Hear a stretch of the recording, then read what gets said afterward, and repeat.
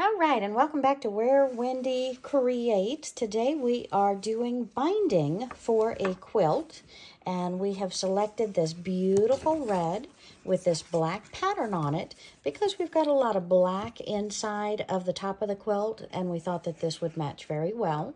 And right now we are actually lining up to do the no bulk, as we call it, no bulk seams, where we lay one piece down and then lay the other one on top, pin it, make a mark, and cut across. So as you can see, let me show this real quick. We are looking at having the strip pattern side up. We're laying that down flat.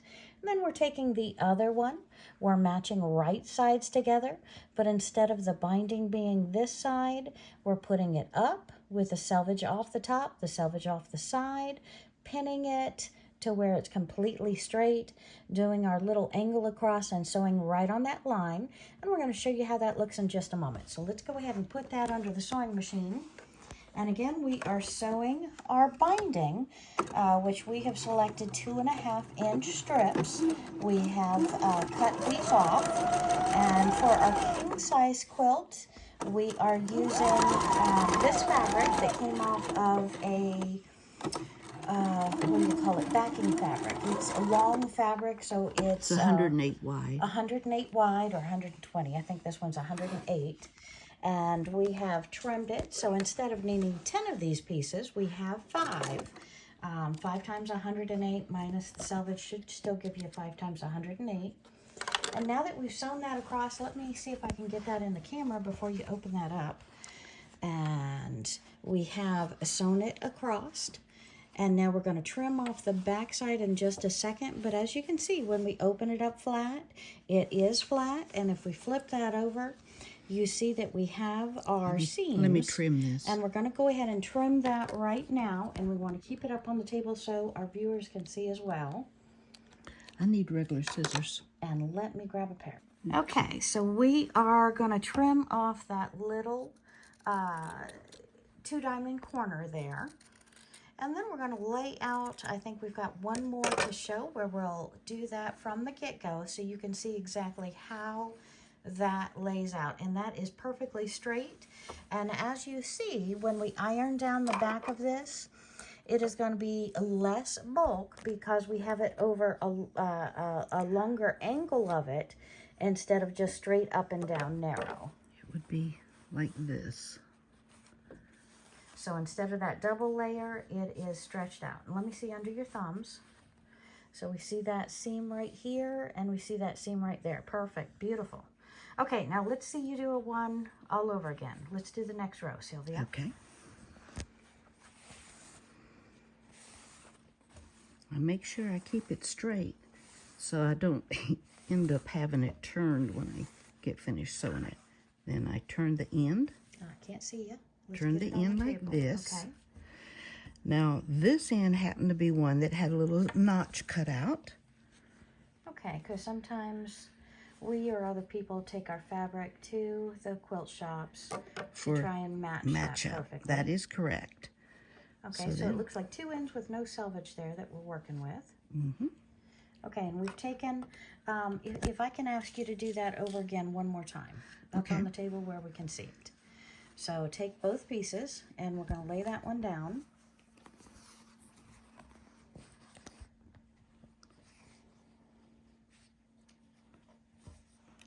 Right sides together, making sure you keep it straight.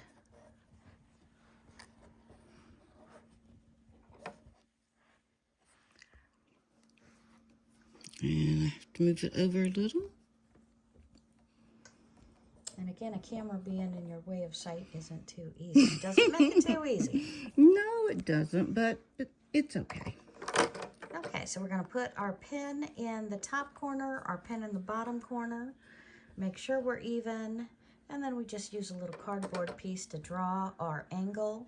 And again, you can eyeball it, but for purposes of training, we're using the cardboard to draw that perfect corner to corner. So we've got to get it right up on that corner.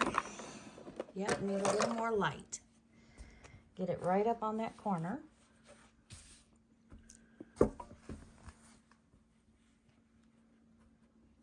And let's...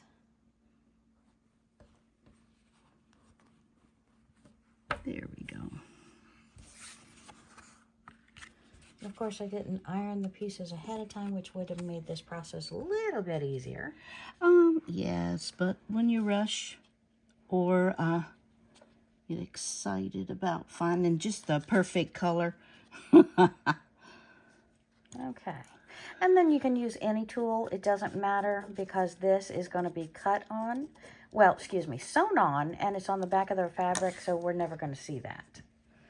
Okay, and again, we just put it up. We're going to do a lock stitch in the beginning, lock stitch on the end, trim that puppy off, and we are golden. Okay, here we go.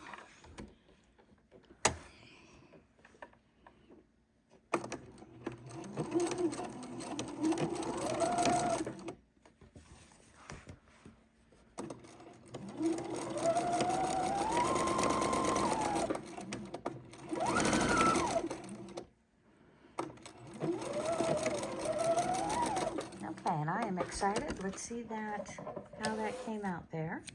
I'll keep it up to where I can get it in the camera. We'll cut the extra threads off the top, get them out of our way. Now we're gonna take the excess off here. And we're just leaving about a 1/4 inch. Yeah, roughly a 1/4. Sometimes I leave just a fraction more than a 1/4. It doesn't hurt once it's ironed and it's folded. We're just finger pressing it now for the camera. We'll take it over to the ironing board and This is the back side. Okay. That's your front side. Oh, isn't that beautiful? And looky, the patterns almost match up to where you wouldn't know it had a seam. Ah, lucky. Okay, and fold that over so we can see how because that is the magic.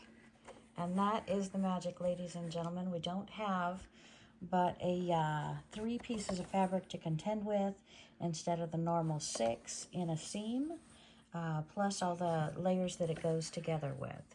Yeah. So and it's very thin. I highly recommend using this approach when you do your binding, and that way you don't have that big, I'm going to break my needle spot to go over when you're sewing that onto the quilt. Beautiful. Okay, well, thank you, Sylvia, for joining us again today, and I am so excited that we have this binding ready to be ironed and go over to the long arm and get this on the quilt. So this doesn't even look like a seam. That's beautiful. Yay!